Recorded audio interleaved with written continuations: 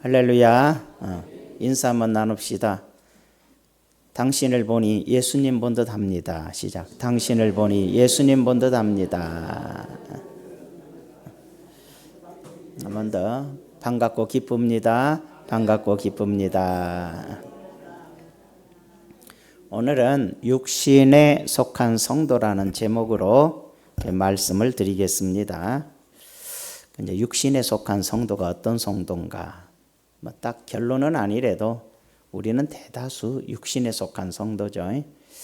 우리가 오늘 육신에 속한 성도라는 제목을 가지고 나온 것은 육신에 속한 성도니까 그렇게 삽시다가 아니라 우리가 영적이고 신령한 성도가 됩시다 이 뜻이죠. 우리가 신령하고 영적인 삶을 삽시다. 이런 말로 이제 우리가 받아들이는 거죠.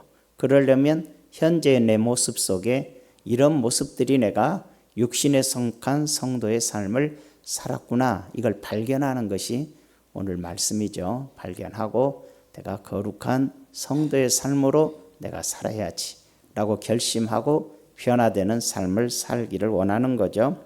육신에 속한 성도들은 세상을 놀이터로 봐요. 놀이터. 그리고 자기의 처소로 보죠. 인생을 즐기는 곳으로 봐요. 그러나 영적인 성도들은 이 세상을 영적 전쟁터로 봐요. 영적인 성도들은 이 세상은 영적인 전쟁터, 사단의 세계와 하나님의 세계의 싸움터와 같다. 이렇게 생각을 하는 거죠.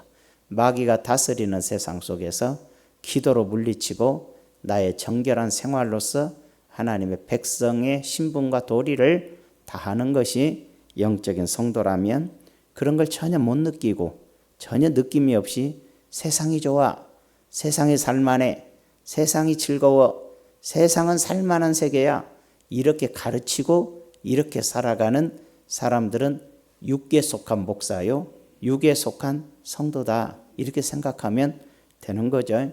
우리는 육신에 속해 있기 때문에 그런 설교가 너무 좋아요. 부담스러웠거든요. 예수 믿는 거 이렇게 살아야 돼, 이렇게 살아야 돼, 이렇게 살았는데 어느 날 누가 그게 아니야. 우리가 이 땅에 살아가면서 즐길 줄 알아야 돼, 누릴 줄 알아야 돼, 이 땅에서 행복해야 돼, 이 땅에서 복 받아야 돼, 잘 살. 그러면 그런 내가 그런 마음을 안 가졌던 내가 갑자기 옥새에서 풀리듯이 자유함을 느끼고 이제 그런 생활을 하면서 행복을 느껴버리는 거죠. 세상이 좋아, 세상이 즐거워, 세상이 행복해 이런 마음으로 전환이 될 때 나도 모르는 사이에 육에 속한 성도로 전환이 되어지고 내 신앙은 타락이 되어지고 하나님으로부터 멀어져 버려가는 자신을 발견하게 돼야 되는데 못 발견하게 되면 더 심각하잖아요. 예수님께서 내일 재림하십니다. 내일이 아니라 한 달 후에 재림한다고 확실히 결론이 났다면 그럴 일은 없지만 결론이 났다면 무엇 하시겠습니까? 영에 속한 성도들, 신령한 성도들은 그대로 살아요. 늘 하나님의 영광을 위해 살아왔기 때문에 늘 하나님 앞에 바르게 살아왔기 때문에 내가 특별히 뭘 더 해야 되는 건 없어요. 지금처럼 살면 되는 거야. 한 달 남은 시간 기도하고 예배하고 선을 행하고 이웃과 함께하는 그냥 그대로 변함없이 살아요. 기쁜 마음으로. 육신에 속한 성도들은 한 달 동안 난리가 나죠. 이제 쉬지 말고 기도해야 된다. 뭘 해야 된다. 뭘 해야 된다. 뭘 해야 된다. 막 모여서 부르짖어야 된다.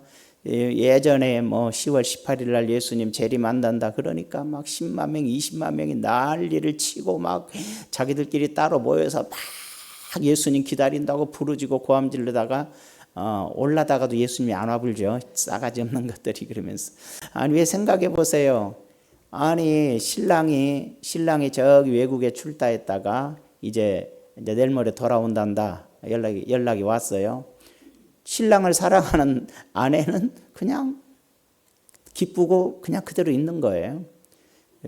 못된 짓 하고 보내준 돈 다 없애버리고 세상 말로 못된 짓 하고 잘못된 인생 산 신부는 그때부터 흔적을 지우기 위해서 난리가 나는 거죠. 도망을 가야 되든지 아니면은 막 자기가 죄졌던 걸 다 지우든지. 왜? 두려움 속에 빠지는 거예요. 예수님 내일 오신다. 두렵다 그러면 육신에 속한 신자예요. 예수님 내일 진짜 온다. 그럴 때 기쁘고 행복하고 오늘 그대로 평안히 기다릴 수 있는 사람이 영적인 성도란 걸 알 수 있어요. 나는 평안해, 왜? 내일 온다는 거 안 믿어요. 그럴 수 있어요. 그런 사람은 아예 안 믿는 사람이죠. 자, 우리 이런 면에서 육에 속한 신자와 영에 속한 성도들을 좀 생각해 보려고 그래요. 자녀들을 기르면서 성숙하고 성장한 자녀와 살며, 교인들이 성숙하고 영적이면 목사가 기쁨을 많이 누려요. 또 하나님 일도 더 잘할 수 있고. 그러나 성도들이 성숙하지 못하면 하나님의 일이 늘 방해를 받아요. 영적인 일을 하려면 말이 많아지고 시끄러워지죠. 육적인 사람들은 자기중심적이라 자기에게 유익되는 것만 원하지 남에게 유익이 되고 남에게 뭐 하는 걸 그렇게 원하지를 않아요. 이제 그런 면들이 있어요. 교회에는 4가지 유형의 교인이 있대요. 구원받지 못한 사람이 교회 다니면 있죠. 당연히 어떤 사람이 있는데 구원은 못 받았어. 그러면 교회 친구가 있고 또 뭐 내가 교회 좋아하는 여자가 있고 또 내가 좋아하는 남자가 저 교회 다니는데 그러니까 와서 이제 뭐 다니는 사람이 있어요. 누가 봐도 예수 믿는 것 같지는 않은데 다니는 조금 있어요. 조금 어느 교회나 조금 있을 수 있어요. 두 번째도 있는데 두 번째는 성경 하나님 알고 싶어서 성경도 공부하고 성경도 배우지만 아직 예수님을 인격적으로 만나지 못했어요. 그래서 정말로 내가 죄인인 것을 깨닫지 못했고 회심하지 못했어요. 인생을 하나님의 말씀과 뜻대로 살아야 된다라는 기준도 형성이 안 돼 있어요. 그러나 뭔가 알려고는 노력하나 아직 구원받지 못한 사람이 있어요. 의외로 많이 있을 수가 있어요. 세 번째로 예수는 영접했어요. 인격적으로 주님을 섬겨요. 그런데 오직 내 욕심, 내 생각, 내 판단대로만 살아가는 육신에 속한 성도들이 있어요. 네 번째는 구원받은 사람이면서 오직 하나님의 말씀을 중심으로 하나님의 뜻을 생각하며 인생을 계획하고 생각하는 신령한 성도들이 있어요. 예수님께서도 말씀하셨어요. 길가와 같은 마음. 길가와 같은 마음은 아예 하나님 말씀을 받아들이지 않아요. 교회 안에 있는데 예수 안 믿어요. 돌짝밭과 같은 마음. 말씀인 좋은 얘기 받아들이는데 마음속에 자갈밭과 같은 것이 있어서 뿌리가 절대 내려지지 않아요. 싹이 나는 것 같지만 그냥 시들어버려요. 이 사람도 예수 믿는 사람 아니에요? 세 번째로는 땅에 심겨서 뿌리를 내렸어요. 이거 예수 믿는 거예요. 온전히 영접했어요. 뿌리를 내렸어요. 자랐어요. 꽃이 폈어요. 근데 마음속에 너무 욕심이 많아요. 자기 마음속에 너무나 육의 생각이 많아요. 아직도 세상이 좋아요. 그러니까 잡초 쓰레기 같은 것들이 솟아나 버려요. 그래서 열매를 맺을 수가 없어요. 맺어도 찌끄레기 열매 같은 아주 좋지 않은 열매처럼 돼버리고 말아요. 가시덤불의 마음은 믿기는 믿는데 탐심과 욕심, 세상의 정욕으로 인해서 하나님 자녀다운 모습으로 살아가지를 못하는 사람들의 모습이에요. 그게 육신에 속한 성도예요. 영적인 성도 옥토밭이에요. 말씀이 심어지고 싹이 나고 열매를 맺어 많은 사람을 유익되게 하고 또 번성케 하는 그런 사람들이 바로 신령한 사람들이라고 볼 수가 있어요. 그럼 이제 육신에 속한 사람들을 어떻게 구별하느냐? 첫째로 자기중심적이다 그랬어요. 첫째로 자기중심적인 사람들, 너희는 아직도 육신에 속한 자로다. 너희 가운데 시기와 분쟁이 있으니 어찌 육신에 속하여 사람을 따라 행함이 아니리요. 육신에 속해서 사람을 따라 살아요. 시기와 분쟁이 있으니 사람을 따라 살아요. 그렇게 믿음 좋은 줄 알았더니 그렇게 예수님을 30년 50년이나 믿었다 그러더니 아주 자기의 주관이 뚜렷하고 하나님 말씀 가운데 산 줄 알았더니 누가 쏘닥쏘닥 뭔 말하니까 그 인간 나빠 그리고 이제 그 사람 따라가요. 그런 아주 뭐라고 할까 사람을 따라 행하는 사람들, 자기 기준이 없어요. 영적이지 않아요. 주님과 나와의 관계가 아니라 항상 누구에게 좀 의존이 돼가지고 있는 사람들을 말해요. 철저히 자기중심이에요. 자기 세계만 있어요. 어린아이들은 자기 세계만 있어요. 어른들에게 세계가 다르죠. 이게 애들이니까 그러는데 예수님을 믿어도 육신에 속한 어린아이와 같은 성도들은 자기 유익에 따라 살아요. 설교도 자기 유익이 돼야 되고 교회도 자기가 유익이 돼야 돼요. 그래서 여러분들 어느 교회 보면 제가 예전에 몇 군데 이렇게 살펴보니까 좀 잠깐 있어 본 교회도 있어요. 전도사로. 근데 무슨 행사 때 평상시는 내가 보니까 한 200명 이렇게 모이는 것 같은데 무슨 행사만 되면 어디서 그 500명이 와요. 500명이 와요. 예배당이 꽉 차요. 여기보다 좀 예배당이 컸던 기억인데 꽉 차요. 그래서 왜 그럴까? 그리고 또 그 다음 주에 보면 또 없어요. 왜 그럴까 했더니 하여간에 그 행사 때는 뭘 주니까 다 와요.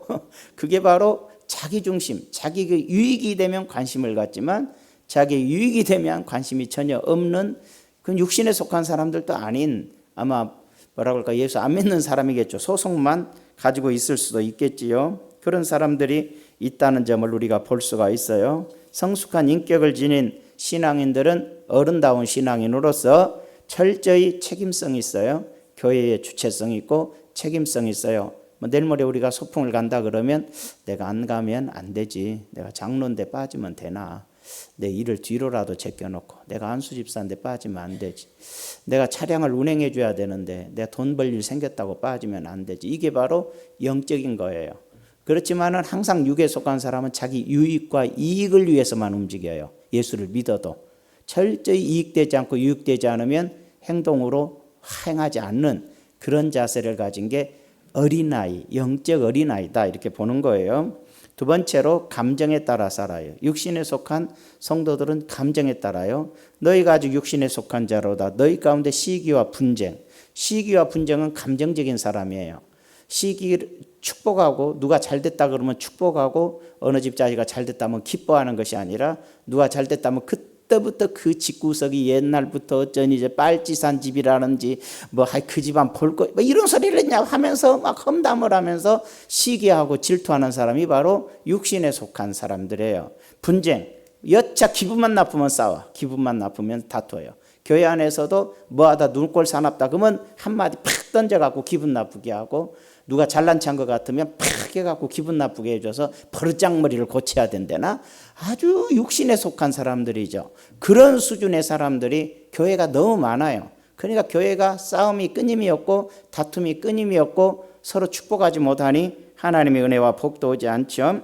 그러나 성숙한 신앙인들은 객관적으로 생각해요. 사려 깊게 생각해요. 누가 죄졌대, 누가 뭐 잘못됐대 그러면 그 말 함부로 하잖아요. 객관적으로 생각해. 왜 그랬을까? 아, 그 사람은 이런 사람인데 누가 그 사람을 기분 나쁘게 했나 보네. 그렇지 않고서야 그 사람이 그런 행동을 할 사람이 아니거든. 이것도 파악이 돼요. 파악이 돼요. 예전부터 제가 개척교회 시절에는 그런 걸 잘 모르니까 저도 뭐 부족하니까 꼭 성도들이 왔다 그러면 남편 욕한 사람이 많이 왔어요. 우리 남편이 바람을 펴요. 뭐 조카하고 바람 폈어요. 막 앵가 소리를 다 해요. 그래서 내가 이제 그분을 한 1, 2년 지켜보니까 피겠다 바람 그 생각이 딱 들어요. 정말로 하나님 믿는다고는 그러는데 진짜로 그 부부로서는 못 살겠구나 이런 생각이 들 만큼 아주 복잡하고 무인격이에요. 무인격. 이럴 수밖에 없겠구나. 이제 근데 그런 걸 듣고 흥분하고 막 그런 인간이 있어 이렇게 쉽게 판단하는 건 아니에요. 육에 속했거나 성숙하지 못할 때는 먼 소리 들으면 쉽게 판단하고 쉽게 행동하고 쉽게 말을 하지만 그렇지만 영적인 사람들은 그렇게 쉽게 판단하거나 하지 않고 여러 가지로 돌아보고 생각하고 판단한다는 점을 알 수가 있어요. 그러니까 안 싸워요. 뭐 누가 당신에 대해서 이 말 했어 그러면 전화 바로 휴대폰 바로 눌러서 집사님이 내한테 그런 말 했다 그러대 바로 나가는 거예요. 그래서 누가 그래 그러니까 누가 그래 말 못하지 말 못하는 게 어딨어 빨리 대 막 또 이렇게 해갖고 이제 또 난리가 나고 이게 뭐냐 육에 속한 사람들은 즉각적이고 감정적이에요. 내 감정이 확 뒤틀리면 바로 나가버려요 소리가. 그러니까 항상 실수를 하게 되고 항상 문제가 야기되는 거예요. 상처를 받게 되고 교회의 유익이 덜 될 수가 있어요. 그런 사람들 때문에. 그러나 영적이고 신령한 사람들은 누가 뭔 소리를 했다 그러면 왜 그랬을까? 왜 그 사람이 나에 대해서 그런 말 했을까? 아니면 또 진짜 그랬을까? 진짜 그랬을까? 깊이 생각해보고 쭉 돌아봐요. 몇 날 며칠 돌아보니까 아하 내가 그때 이렇게 말했던 것이 좀 기분이 나빴었나 보구나. 전화해서 집사님 내가 지난번에 그렇게 말한 것 때문에 혹시 마음이 아팠어요? 아니에요. 좀 마음은 조금 그랬지만 미안해요. 용서해 주세요. 제가 그때 실수한 것 같아요. 그래서 해결해 갈 줄 알아요. 예, 근데 자기를 안 돌봐. 육신에 속한 사람들은 자기를 보지를 않고 항상 감정대로 행동하는 특성을 사니까 교회 안에서도 분쟁과 시기가 심하다 그랬어요. 세 번째로 의존적이며 외적인 것에 치우친다 그랬어요. 고린도서 3장 4절에 어떤 일은 말하되 나는 바울에게라 하고 다른 이는 나는 아볼레게라 하니 너희가 육에 속한 사람이 아니리요 그랬어요. 육신에 속한 사람들의 특성이 인간에게 치우쳐요. 그래서 아이고 나 이게 못 다니겠어. 왜? 누가 자꾸 누구에 대해서 나쁜 소리에 자꾸 남의 말에 치우쳐요. 그리고 자기가 좋아했던 사람이 상처받으면 누구 때문에 상처받았다 그러면 그를 자기가 대신해서 성질내고 싸우고, 목사님 때문에 저분이 상처받았다 그러면 신령한 사람은 목사님이 왜 저 사람에게 상처를 줬을까 생각을 해봐야 돼. 우리 목사님이 그렇게 무인격이고 몰상식한 사람이 아닌데 목사님 때문에 저렇게 시험 들었다 그러면 뭔 이유가 있을 거 아니야 이렇게 생각해야 되는데, 난 저 사람 좋아하는데 목사님 때문에 시험 들었대. 목사를 자기가 더 미워해. 이제 막 욕하고 다니고 그래요. 요게 죄송해요, 이게 바로 좀 나사가 풀리는 것과 같은 모자란 사람이다. 우리가 그렇게 이제 판단하게 되잖아요. 인생이란 그래요. 그렇게 쉽게 그래요. 남에게 어떤 의존을 해요. 예를 들어 제가 이제 만 75세 돼서 은퇴를 했다고 해봐. 우리 교단은 75세가 은퇴예요. 만으로. 이렇게 길대요. 빨리 갔으면 좋겠는데 더한가 그러면은, 그러니까 그럼 화나서 80세까지 있을 건데. 그래서 이제 그런 게 있어요. 근데 70세, 75세까지잖아요. 이제 물론 건강하지 않으면 그만둘 수도 있겠죠. 근데 어떤 사람 너무 건강하면 교회에서 또 원하시기도 한다 그러더라고. 하여튼 간에 이제 그렇게 됐어. 근데 이제 그래서 그거 중요한 게 아니라 이제 은퇴를 하셔서 퇴직을 하셔서 이제 강단에 안선에 교회 행정을 맡아 하지 않네. 새로운 분이 오셨어. 갑자기 교회 안 다닌디야. 왜? 나는 한삼선 목사님만 좋아하지 새로운 사람 싫디야. 요런 사람들이 바로 육신에 속한 성도예요. 사도 바울이 고린도 교회를 이끌어 가는데 고린도 교회 사람 중에서 과거에 아볼로라는 사람에게 은혜를 많이 받아서 부흥사거든. 어디서 받았는지 아볼로의 설교를 듣고 은혜를 많이 받아. 바울이 와서 성도들을 양육하고 이끄는데도 한다는 소리가 나는 아볼로에게 어떤 일은 말하되 나는 바울에게라 하고 다른 일은 나는 아볼로에게라 하고, 또 어떤 사람 뒤에 가면 나는 게바라고 그러고 베드로, 뭐 교회 안에서 나는 이 사람이 좋다 저 사람이 좋다 저 사람이 좋다. 우리 교회는 그러지 않기를 바라요. 저만 좋으란 법도 아니지만 그냥 저를 좋아하란 것도 아니에요. 이 교회는 저분, 하나님이 저분에게 말씀을 맡겼으니까 저분을 통해서 주어지는 말씀으로 우리가 성장하고 배워야 된다. 이렇게 생각하는 게 참 중요한데, 아이고 막 인터넷 뒤져서 이분이 좋아 이분이 좋아, 그런 사람들 치고 인격이 성장하는 사람을 제대로 못 봐요. 왜? 의존적이래. 뭔가가 의존적이야. 신앙생활은요, 스스로 성경 읽고 스스로 기도하고 스스로 말씀에 따라 살아가는 거예요. 그게 바로 성숙한 사람들의 특성이잖아요. 의존적인 것이 좀 있어요. 그리고 외적인 것을 치우쳐요. 교회를 가더라도 야 뭐부터 보느냐, 기도부터 하는 게 아니라 이쁘다 좋다 뭐가 좋다 이런 것만 봐요. 야 십자가가 멋있네, 십자가가 삐뚤어졌네, 야 이상하네, 야 교회 십자가 삐뚤어진 거 보니까 이게 안 달린다. 다 육적인 것이고 외적인 거래. 그런 사람들 때문에 막 교회를 치장을 해요. 어떤 교회 들어가 막 치렁치렁 막 말씀들이 막 붙어 있고 막 선전을 교회 안에 막 뭐 선교한다고 막 엄청나게 붙여놓고 막 누가 들어가면 와 이 교회는 막 선교를 엄청 막 멋있게 써놓고 막 그래. 얘가 뭐 인간을 자랑하는지 뭐 하는, 이게 외적 치장 그런 걸 좋아해요 인간이 원래. 우리 교회는 뭐 선교 많이 해도 선교사 보고 하나도 안 붙여 있잖아. 우리가 기도하고 그냥 하는 게지 막 그렇게 이제 조금 붙여놓으려 그래. 여러 군데로 이제 가니까 오면 좀 붙여줘야겠다 그 사람들을 위해서. 근데 여러분 자꾸 너무 외적인 것에 치우쳐요. 육적인 사람은 항상 옷에 치우쳐요. 오늘 내가 교회 나오다 지가 그래. 왜? 옷 때문에 오늘 뭔 입고 가야 된다냐. 그러니까 그리고 막 짜증을 내. 야, 옷이 없어서 막 뭐가. 장롱 열어보면 걸 데도 없어. 얼마나 많던지. 옷 걸 자리가 없어. 근데 입을 옷이 없어. 이게 뭐 정신적으로 외적인 것에 치우치는 사람들의 특성인데, 외적인 것에 치우치는, 여러분 내면을 소중히 여겨야지. 사람 됨됨이가 중요하지. 육적인 사람은 겉모습을 봐요. 이쁘다, 멋있다, 야 멋있다, 뭐가 어쩌네, 잘생겼는데 뭐 했는데 이런 거 봐.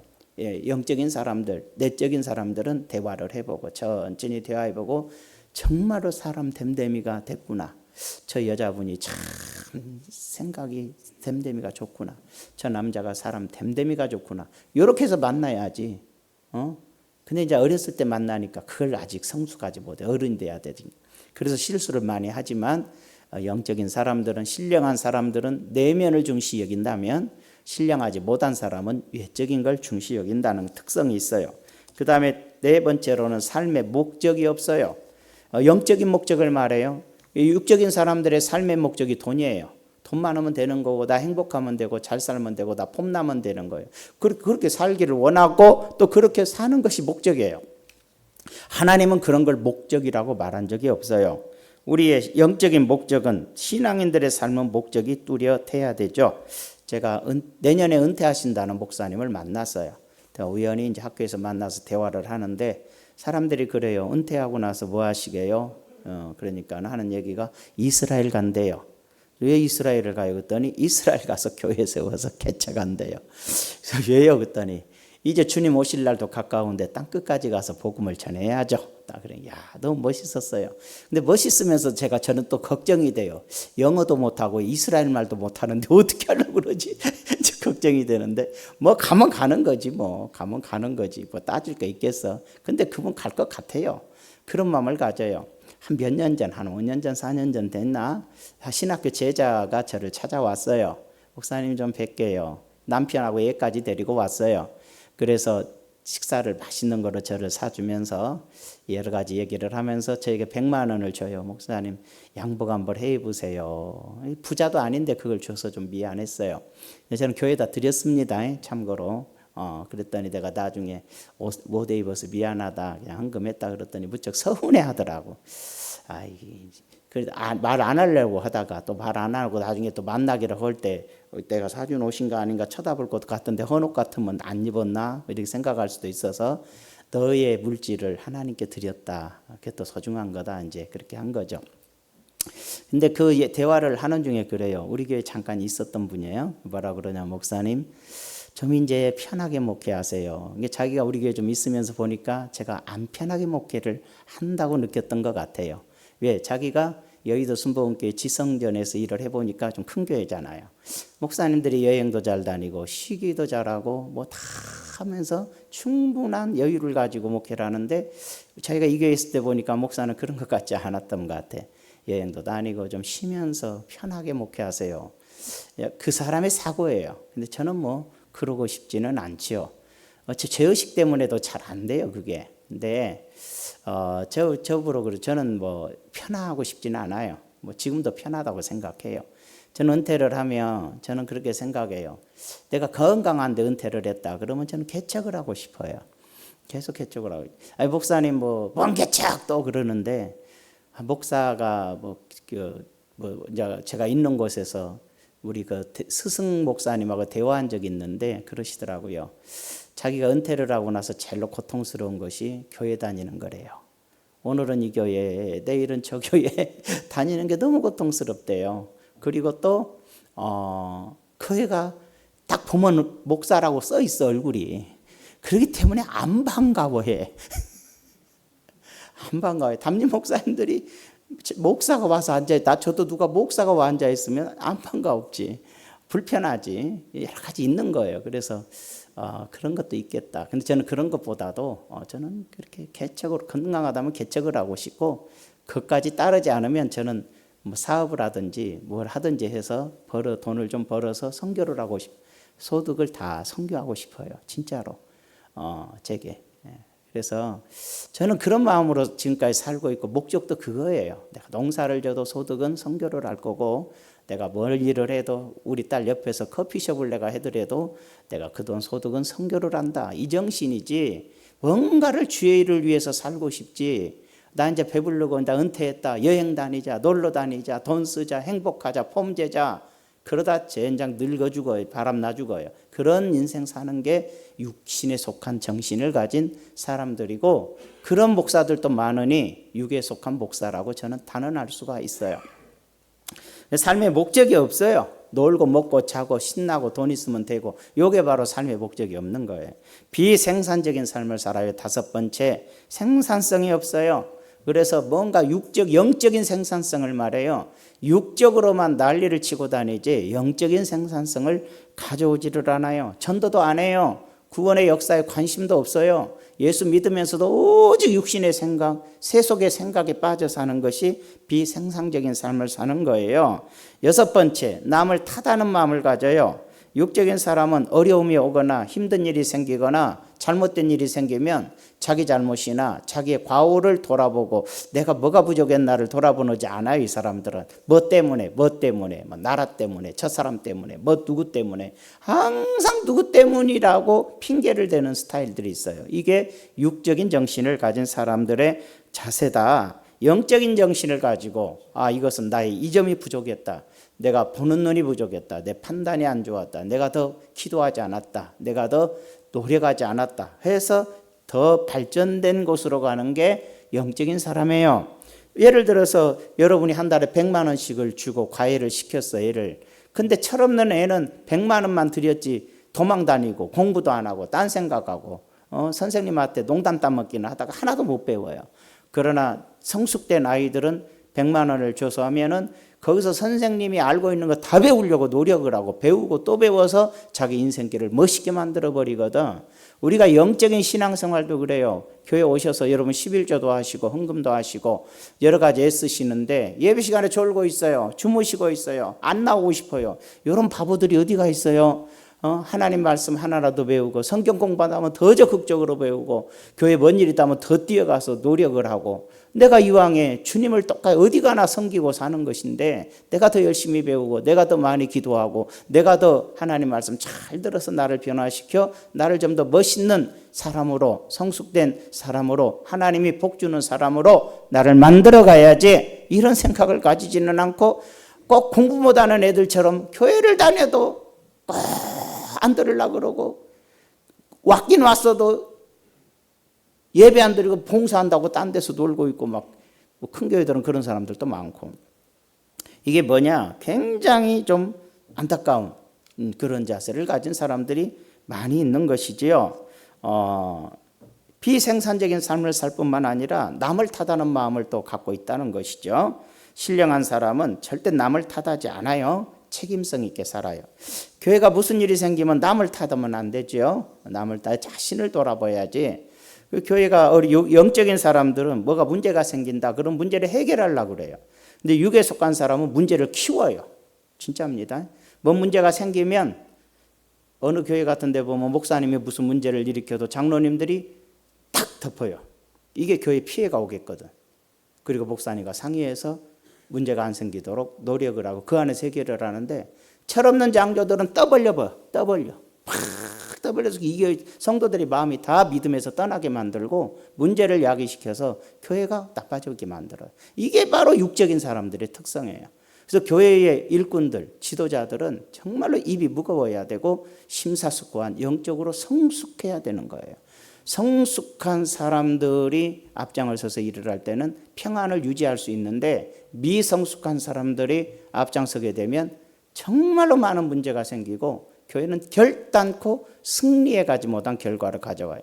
인간 세상에서 인간이 살 때는 실수와 허물이 많이 있을 수밖에 없어요. 또 실수가 아니고 허물이 아니래도 자기의 인간적 개인 중심의 사고에서 판단한 어린아이들은 자기에게 유익이 안 되면 비판하고 덤벼들지만 그게 아니라 당연한 일임에도 불구하고 잘못된 일로 보이는 수준의 사람들이 육적인 사람들이라는 거예요. 일곱 번째로는 깊고 심오한 진리를 받아들이지 못해요. 내가 너희를 젖으로 먹이고 밥으로 아니하노니 이는 너희가 감당하지 못하였거니와 지금도 못하리라. 고린도 교인들의 신앙적 수준이 너무 낮아요.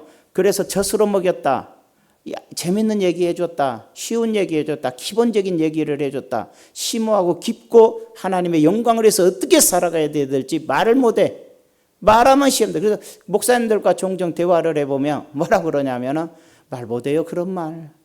11조 얘기도 못해요. 뭐 헌금 얘기도 못해요. 왜? 그 교인 스스로가 인정하는 거야. 그 교인들이 얼마나 육적이고 신앙적으로 미흡한 사람들이든지. 그렇잖아요.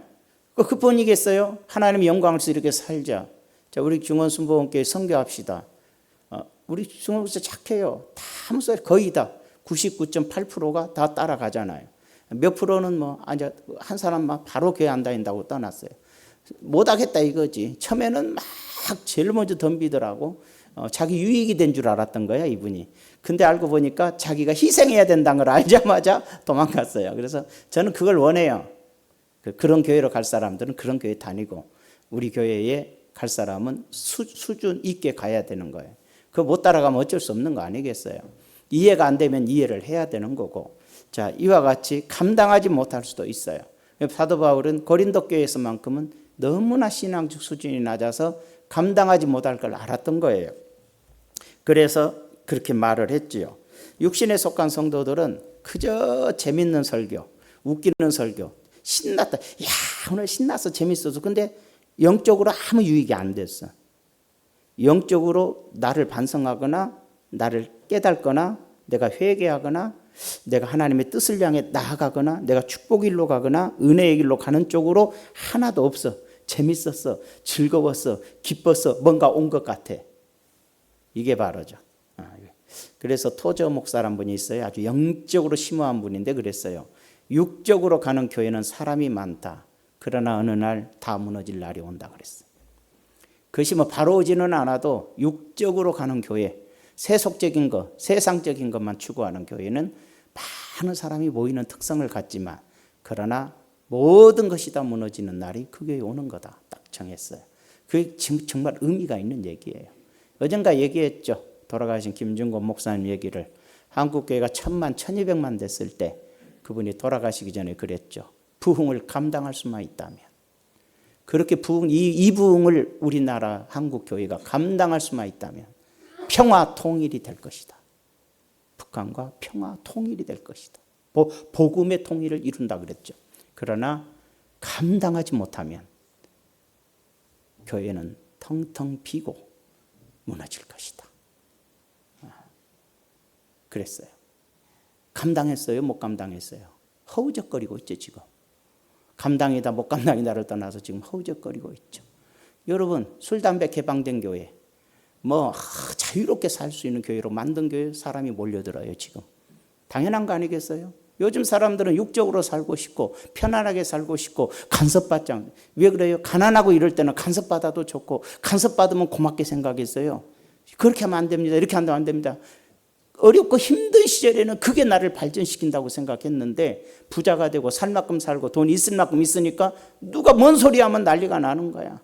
여러분 뭐 어제도 옆집하고 옆 벽면 사이에 소리가 시끄러웠단 말이에요. 집이 안 좋으면 들리고 막 그러잖아요. 또 쿵쿵거리거나 고함 지르거나 싸웠어 몇 차례.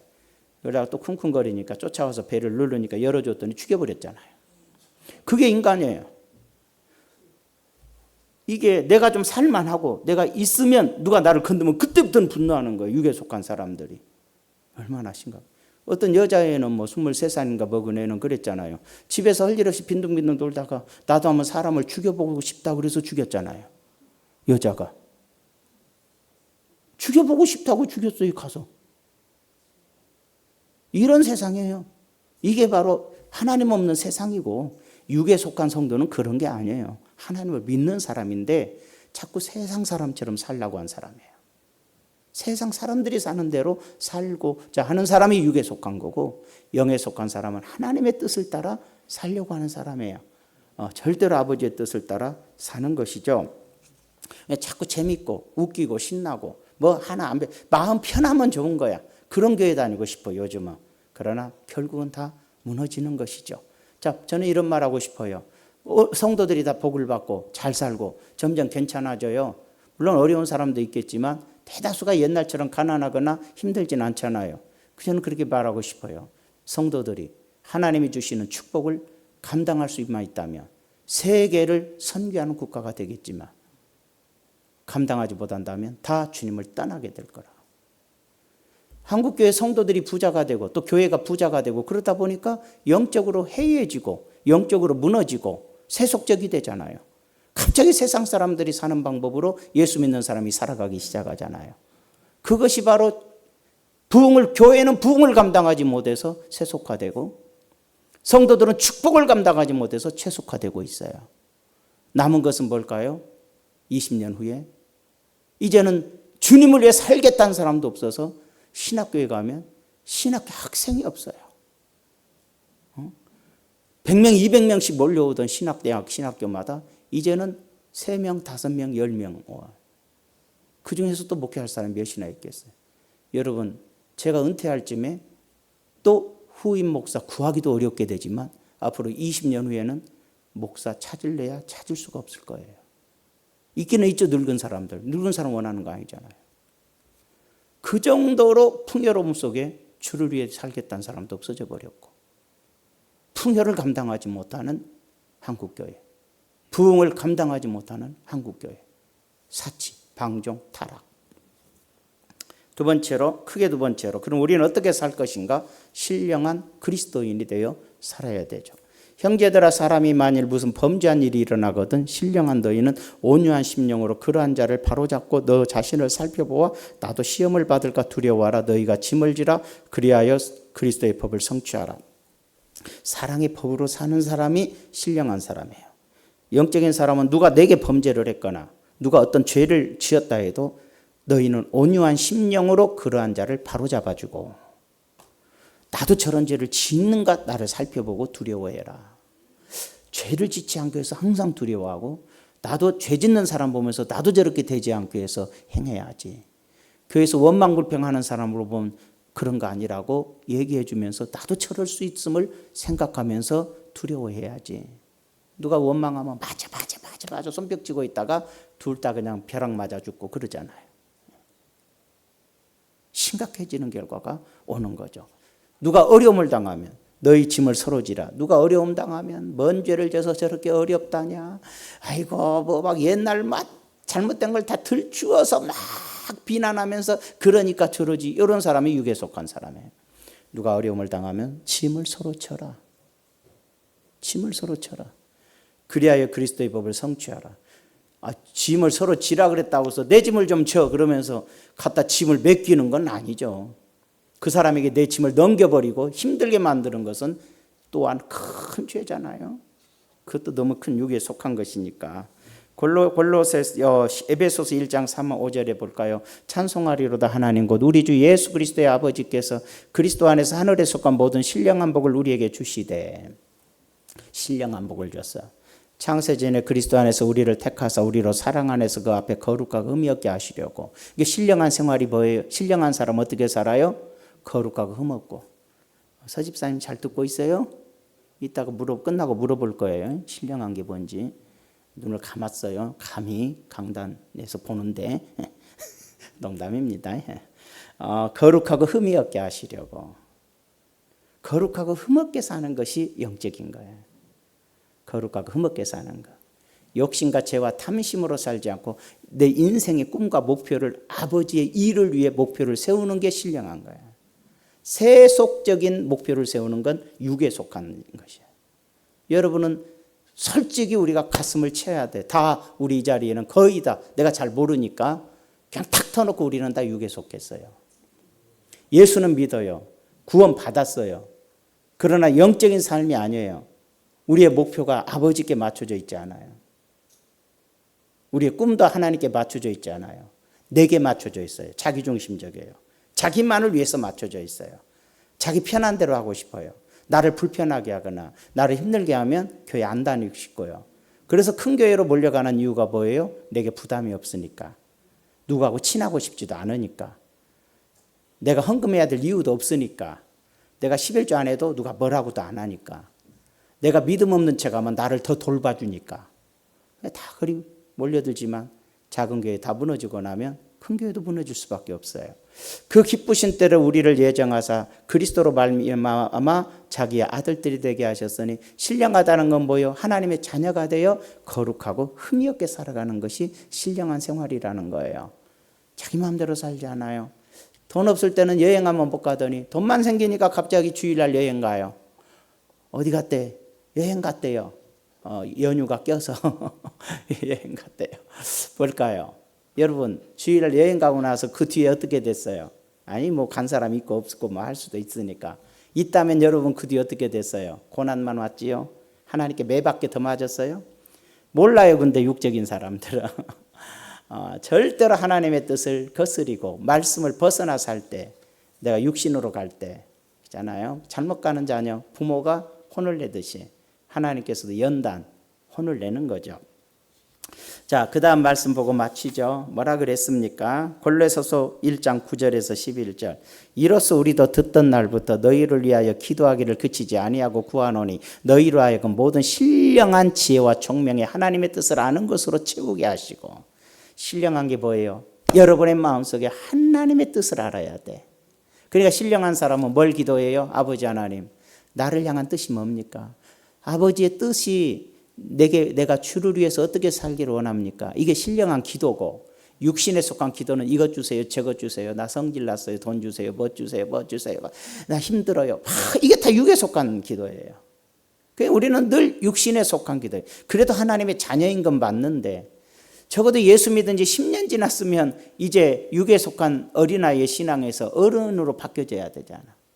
이제는 나를 위해서 기도하고 나를 위해서 기도받고 내가 누구를 의존하고 살고 그랬는데, 어느 날 내가 다른 사람을 도와주고 내가 다른 사람 앞에 이끌어주고 이제 내 신앙이 성숙해서 뭐 내가 혼자 스스로 아버지께 뜻을 구하고 내 꿈이 정해지고 목표가 세워지고 하나님을 위해서 이렇게 살아야 되겠다, 내가 섬기는 교회를 향해서 난 이렇게 섬겨야겠다, 이런 계획이 서고 계획이 서야 되는데 30년 믿고 50년 믿었는데도 아직도 아버지 계획도 없고 뭐 주세요, 뭐 주세요 이러고 있다면 불쌍하잖아요.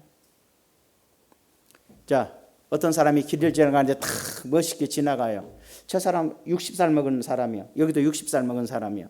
자, 60살 먹은 사람은 딱 지나가다가 저 바구니 놓고 하고 있는 사람에게 돈도 주고 기도해 주고 갔다면 이 사람은 성숙한 사람이죠. 이미 자기를 관리하고 자기가 안정된 사람이에요.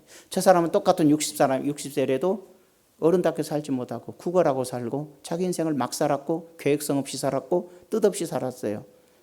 인생 한 번뿐인데 뭐 얻어먹으나 주나 그런 건가요? 그러면 다 여러분 바구니 깔고 앉아서 그러고 있을래요? 그게 얼마나 비참한 거예요? 그런 인생 살면 되겠어요?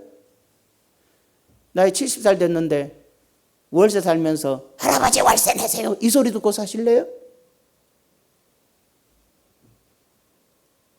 좋은 집 가지고 살 집 없으면 우리 집 와서 살아, 방 하나 비워줄 테니까 이러고 사실래요? 사람이라는 게 사는 게 좀 다를 수 있잖아요. 자기 자신을 제대로 관리하고 제대로 했더라면 인생을 살아도 그렇게 살듯이 우리가 하나님을 믿어도 하나님의 영광을 위한 계획과 뜻을 세우고 이루고 사는 자가 있고, 70이 되고 80이 돼도 아버지의 영광과 뜻과 계획에는 아무 관심도 없이 아이고 집사님은 30년 전이나 지기나 똑같네요 이런 소리 듣고 살면 되겠냐 이 말이야. 뭐가 변화가 일어나지 않아. 성장도 되지 않아. 잘하려고 하지 않아. 남에게 귀감이 되지도 않아. 야, 저놈 참 말도 안 듣고 담배나 피고 숨어서 술이나 먹고 그러더니 와 변했네. 뭐 이렇게 돼야 되는 거 아니야? 생각이 달라지고 말이 달라졌네. 행실이 달라졌네. 꿈이 달라졌네. 영적인 거라는 거죠. 영적인 거. 육신의 것은 던져버리고 영적인 것이 돼야죠. 영적인 거. 그래서 뭐라 그랬어요? 신령한 지혜와 총명의 하나님의 뜻을 알아야 되고 주께 합당하게 행하여 주님이 보시기에 합당하게 살고 매사 하나님을 기쁘게 하고 모든 선한 일에 열매를 맺게 하시며 하나님을 아는 것에 자라게 하시고, 이게 신령한 거예요. 근데 우리는 아직도 기도하거나 뭐 할 때마다 목사님이 선언하면 병이 낫게 하시고 나는 안 나으니까 기대하지 말라고. 그건 은사인데 그런 은사 가진 사람이 있긴 있어요. 여러분, 하나님의 능력이 선한 일에 열매를 맺고 내가 어떻게 살아야 되는가가 더 중요한 거라. 내가 어떻게 살아야 되는가. 굉장히 중요하죠. 결론을 내립시다. 육신에 속한 신앙인들은 신앙생활을 놀이, 놀이터로 생각해요. 그래서 잘못 가르쳤어요. 예배는 축제입니다. 즐거워야 됩니다. 행복해야 됩니다. 아멘. 무슨 이게 구다나 무당 뛰는 것도 비슷한 것 같아요. 육적인 신앙인들은 예배가 놀이가 아니에요. 거룩함이에요. 신앙생활을 놀이로 생각하는 사람, 야 오늘도 교회 간다, 신난다, 즐겁겠다, 재밌겠다, 누구 만나서 커피 한잔하고 저거 이런 개념으로 예배 오는 거 아니잖아요. 교회 올 때 내가 오늘 교회 가서 뭘 기도할까? 자, 죄송해요. 우리 장로님들 교회 일찍 오셔서 교회 한번 돌아봅니까? 쓰레기라도 있나 돌아보고 뭐 잘못된 거 있으면 좀 정리 좀 하고. 적어도 죄송해요. 뭐 여러분 뭐 지적하는 건 아니에요. 그러나 어지간한 교회 장로님들은 자기 교회 오면 나보다 30분 이상 먼저 와서 돌아봐요. 쓰레기 있나 뭐 없나 다 줍고 정리하고 그렇잖아요. 다 돌아봅니다. 권사님들 중에서도 훌륭한 권사님들은 오셔서 지금 예배 준비가 제대로 돼 있나, 그리고 지금 식당이나 이런 데서 제대로 하고 있나 싹 둘러봅니다. 와서 밥만 먹고 가요 다. 그리고 한다는 소리가 맛있네 없네. 이게 육에 속한 거 아니 뭐예요? 도대체가 무슨 꿈이 있고 교회를 향한 무슨 계획이 있고 내가 무엇을 위해서 살고 있는지 없어요. 어떤 사람은 교회 내가 20분 전에 가서 우리 목사님 설교를 위해서 기도해야지 하고 온 사람이 있으면 손 들어. 내가 좀 오늘 교회 와서 우리 오면서 우리 목사님 설교를 위해서 내가 오늘도 기도해야지. 우리 교회 성도님들은 오늘도 다 나와서 예배할 수 있고 하도록 예배가 은혜가 되도록 내가 기도해야지 하고서 그렇게 생각하고 와서 그걸 기도한 사람이 있으면 손 들어. 우리의 신앙은 무엇인가? 아주 예전 같지 않게 형편없이 우리의 마음이 해이져서 왜? 먹고 살만해지면 그래요. 그러니까 우리는 진정한 일꾼, 진정한 신령한 사람들이 별로 없는 거예요. 예수 안 믿으면서 교회 다니는 사람의 수만큼이나 그게 적듯이 몇 있겠죠. 정말로 영적이고 신령한 사람 몇 밖에 없다라고 얘기해요. 교회 안에. 크든 적든. 육적인 사람들은 신앙생활이 재밌어야 하고 신나야 하고 행편해야 되겠지만 불편하면 원망하고 비난하고 싸우고 뭐가 옳으니 그러니 하는 거지만 영적인 성도들은 그렇지 않아요. 내가 어떻게 주님 앞에 바로 서고 오늘도 어떻게 주님 앞에 예배하고 어떻게 사람들을 이렇게 뭐라고 할까 평안하게 기쁨으로 사랑으로 섬길까라고 생각하는 게 신령한 성도. 나 교회 가면 불편해 누구 때문에 이게 아니에요. 나는 교회만 가면 저 사람 때문에 참 마음이 편해. 이렇게 돼야 되지 않을까요?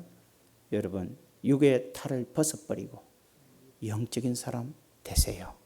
신령한 사람으로 노력해서 바꿔야지 가만 있어서 되는 것도 아니니까 중원순복음교회 성도님들은 흠없고 거룩한 그리고 열매 맺는 성숙한 신앙생활의 모습으로 승리하기를 축원합니다.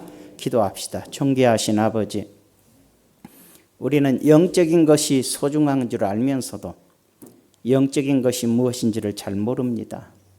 신령하단 말은 하면서도 신령한 것을 타인에게서 찾으려고 합니다. 자기 자신이 거룩하고 흠없고 주님이 기뻐하시는 아름다운 열매 맺는 생활, 타인의 고통을 같이 나누는 생활, 하나님께 영광이 되는 삶, 외적인 것에 치우치기보다는 내적인 것에 소중성을 두는 거룩한 삶을 살게 하여 주시옵소서.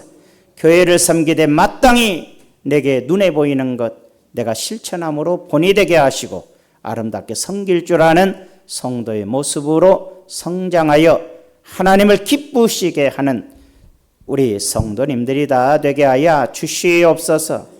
예수님의 이름으로 기도하옵나이다. 아멘.